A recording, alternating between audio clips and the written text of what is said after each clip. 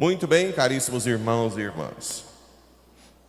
Hoje nós celebramos essa festa belíssima da conversão de um homem que era totalmente contrário à fé cristã por uma causa boa. Não é que São Paulo era mau ao extremo, ele queria o bem da sua fé judaica.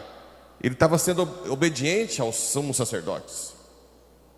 Os sumos sacerdotes eram as autoridades religiosas da época. Então muitas vezes a gente pode entender que a gente pode errar com intenção boa, ou tendo por trás uma intenção boa. Se fala que o inferno está cheio de boas intenções, vai falar isso, não é? Então São Paulo perseguiu os cristãos porque via que aqueles eram uma ameaça, eram obedientes. Então ele tinha uma certa índole, não era um cara totalmente, né?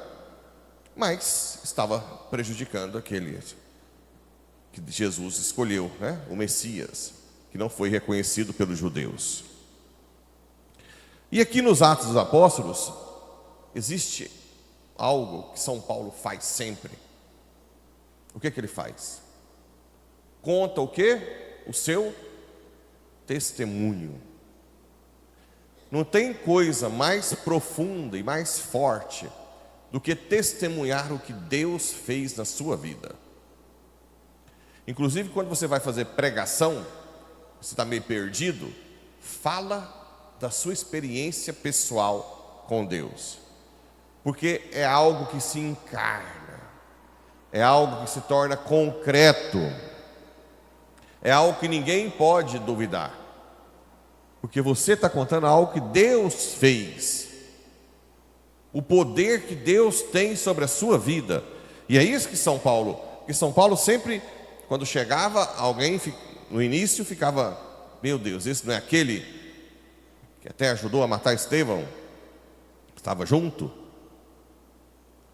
Então sempre o testemunho arrasta, porque é algo que se encarnou na sua vida.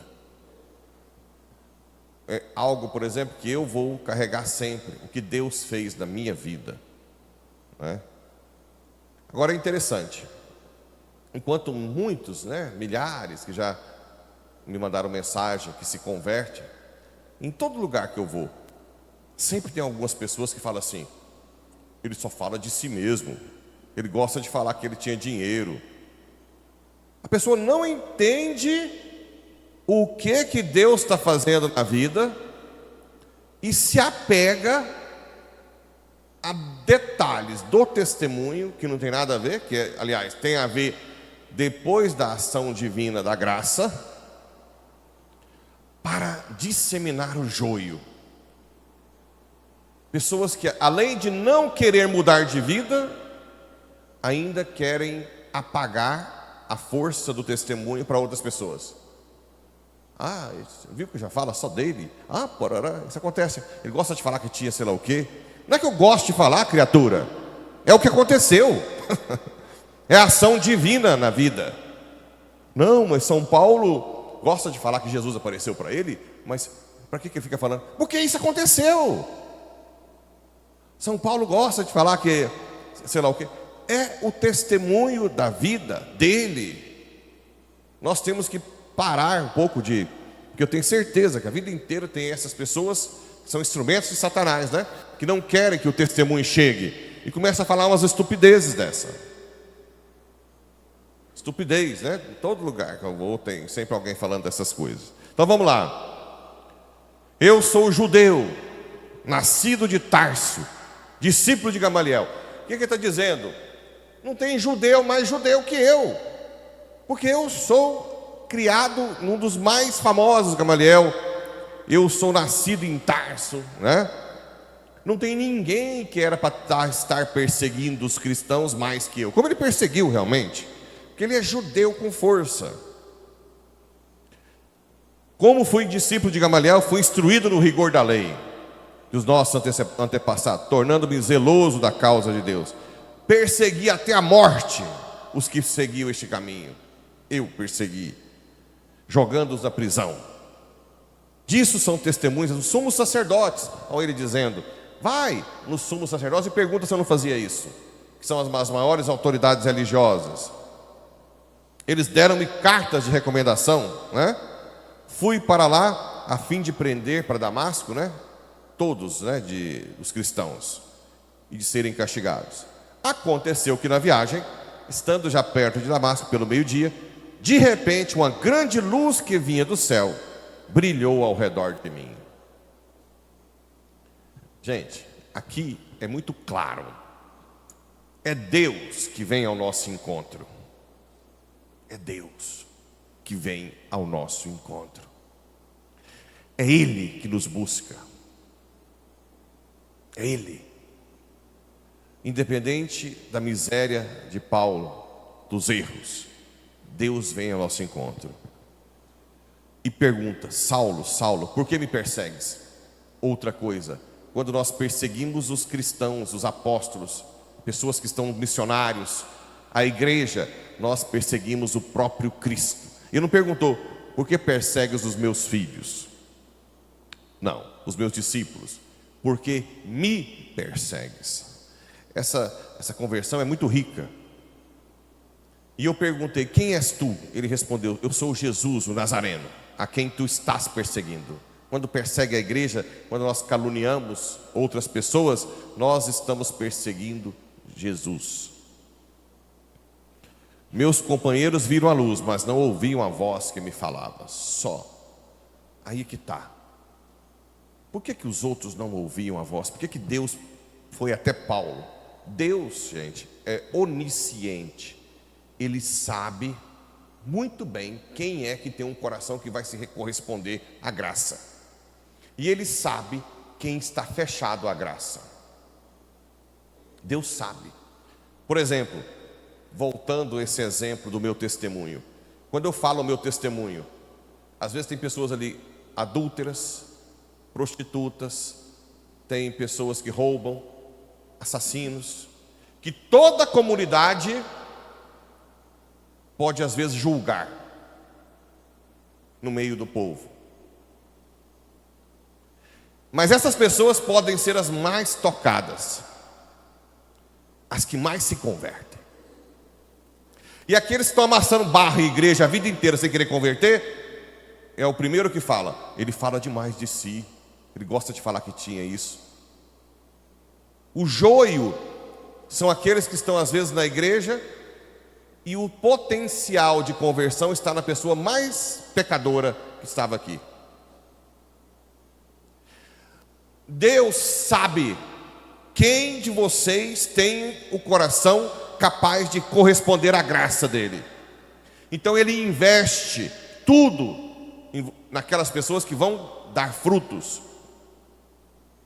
Essas pessoas que querem ainda, além de não ouvir o testemunho, ainda querem colocar joio, Deus se afasta mais delas ainda. Então, no meio desses outros que só viram a luz, com certeza, apesar de São Paulo ter sido mais cruel, apesar de São Paulo ter participado de assassinato, de ter preso, Deus viu naquele coração alguém ser capaz de testemunhá-lo com toda a vida. E é o que aconteceu, né? Então os outros não ouviram a voz, só São Paulo. Que devo fazer, Senhor? Levanta-te e vai para Damasco. Ali, olha a diferença. Um homem todo cheio de si, decidido, agora não. O que devo fazer, Senhor? A pessoa que se converte, a primeira coisa é ser humilde diante de Deus. O que o Senhor quer de mim? O que queres que eu faça? Né? Levanta-te, ali te explicarão. Como eu não podia enxergar, a luz de Deus denunciou as trevas de São Paulo. A cegueira de São Paulo simboliza todas as cegueiras do mundo hoje, de quem não tem Cristo, de quem só busca a si, de quem está no redemoinho do mundo, das coisas do mundo, que só pensa nisso, nos negócios, e que não pensa na alma, não pensa na salvação.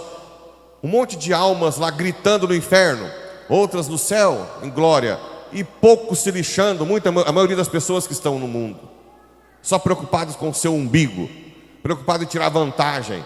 É a cegueira da humanidade.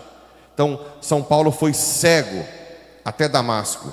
E não só isso, vamos lá, guiado pela mão dos meus companheiros, o que era líder nas trevas, agora se deixa ser guiado, cego. Essa é a transição da conversão, né? Quando a gente começa a converter, eu lembro quando eu comecei a converter, eu me chamava para pregar, e eu pregava, e achava que sabia muita coisa, e com o tempo você descobre que não sabe nada, porque Deus é infinito, você só está cada dia mais contemplando algo infinito, e você vai conhecendo pessoas que às vezes já estão... Tinha um professor meu de sacramentária, que ele dava aula há 25 anos de sacramento, e um dia eu perguntei uma coisa para ele, ele falou, não sei, eu vou pesquisar. Aí você fala, uau, como que essa pessoa ainda é humilde desse jeito? Então a pessoa vê a verdade maior, né? Contempla, é o que São Paulo está fazendo.